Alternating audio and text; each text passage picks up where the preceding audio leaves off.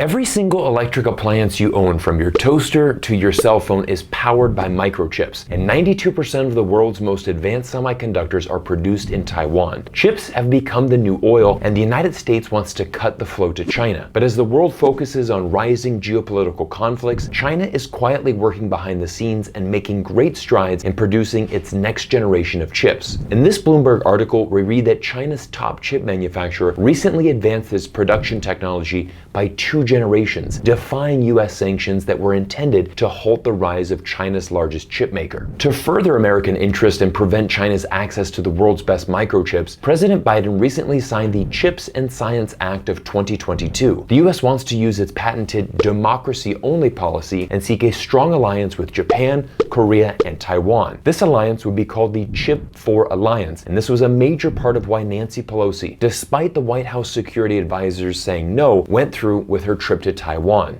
Essentially, the US is trying to cut China out of the market with the Chip 4 Alliance, but this is a losing bet against China's manufacturing prowess. When China revealed to the world it leapfrogged 2 generations of chips to go from producing 14 to 7 nanometer chips, it completely stunned the marketplace. Richard Turin, a leading expert on China's digital currency, goes on to state, betting against China's ability to manufacture anything is a losing bet. Now, the US has good reason to worry. 30 years ago, 37% of the semiconductors in the world were manufactured in the United States. Today, it's less than 12%, with the momentum heavily in Asia's favor. In this article from The Diplomat, we learned that the 4-chip alliance works great on paper, but in the real world, there is one major hurdle that will prevent this partnership from becoming a reality. That is simply the massive opportunity cost of the lucrative Chinese marketplace. Ever since South Korea was named as a potential partner in the 4-chip alliance, the South Korean government and its private sector were very quiet about the implications of what this partnership would do to the local economy in South Korea. China is South Korea's largest trading partner, and of the $69 billion worth of memory chips that Korea exported last year, over half of those went to mainland China. Essentially, South Korea has a difficult decision to make. Do we partner with the US and anger our #1 trading partner, or do we keep good relations with China and make the Americans angry? It's a complex situation, but now we know why South Korean President Yoon refused to meet with Pelosi when she arrived in South Korea last month. But South Korea isn't alone. Japan exported $39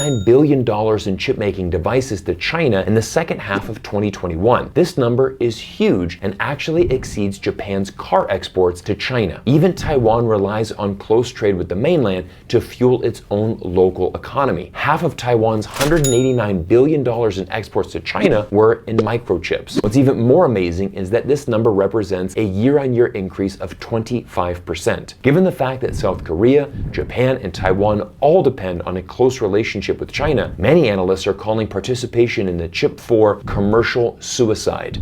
Everyone, my job is to make videos for you, and it wouldn't be possible without the amazing support of my sponsors. Today's video is proudly sponsored by MyHeritage, the leading global service for family history and DNA testing. Trusted by over 90 million members, MyHeritage makes building your family tree a simple and enjoyable activity. I started by entering the name of my grandparents and was able to add an entire branch of people to my family tree with one click of a button. Check out this 1961 yearbook I found from a small rural town in Iowa.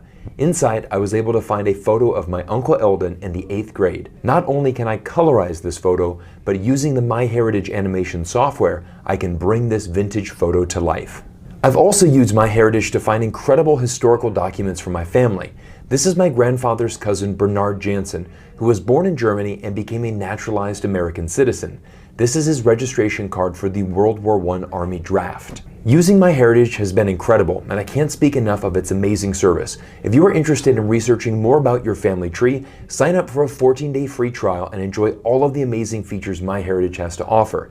If you decide to continue your subscription, you'll get a 50% discount when you use the link in the description below. Like I mentioned at the start of this video, chips have become the new oil, and the US is desperately trying to control who has access to the world's best microchips. As tensions rise in the Taiwan Strait, many US politicians are speculating China's next move. The US government wants to encourage TSMC, Taiwan's largest and most successful chip manufacturer, to move its production facilities from Taiwan to American soil. However, TSMC executives lack faith in the United States' ability to support a project long-term. TSMC founder Morris Chang recently expressed the cost in relocating to America would be too high, and that finding sufficiently trained personnel in the American workplace is much harder than Taiwan. Ultimately, he called the move to shift TSMC's manufacturing to America a very expensive exercise in futility. One of the key factors in his analysis is that the United States is only committing $39 billion to the project, with the funding set to expire in 2026. This type of investment will only make a small dent in building a new microchip facility in America. And what happens after 2026? We don't know who the US president will be at that time, and we can only speculate what policies will be favorable. To make a long story short, it's way too risky for TSMC to move its most important manufacturing technologies to the United States. In contrast, China is making an investment of nearly 4 times that of the US, pouring in an additional $150 billion to produce more chips inside of mainland China. With chips becoming the new oil, China realizes it needs to invest in its future and is currently in a vulnerable position. China imported more than $400 billion worth of chips alone in 2021, a number that China will seek to reduce significantly by 2030. Moving forward, Taiwan will continue to be the world leader in advanced chip manufacturing and a key player in our global supply chain. Washington, D.C. hawks want the world to believe that China is preparing to invade and destroy Taiwan, but Beijing's long-known preferences are for peaceful reunification. This was most recently reiterated in Beijing's new white paper report on Taiwan. It's highly unlikely that Beijing would invade Taiwan because China needs TSMC to remain the dominant global player in this industry. Any change to this would cause significant problems to China's own economy